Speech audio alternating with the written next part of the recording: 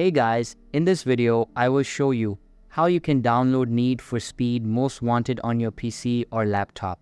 So make sure to watch the video till the very end. And let's begin. To get access to this game, you are going to need to download Steam the application first. So head to steam.com, download that and make an account if you haven't already. Now to find the game, you're going to go to your store in the top left-hand corner. In the top right-hand corner, you're going to type in the name of the game, that is Need for Speed Most Wanted.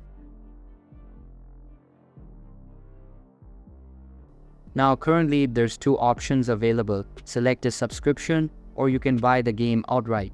So you're going to click on Add to Cart on your next page.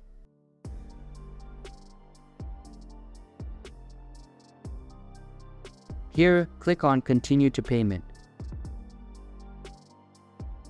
Now over here, you have to fill in all these information and choose payment method. Then click on Continue. Once you purchase the game, you can then install it now to get access to that game.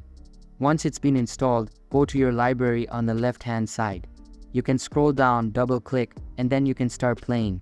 So that's basically how you can download Need for Speed Most Wanted on your PC or laptop. So that's all for this video.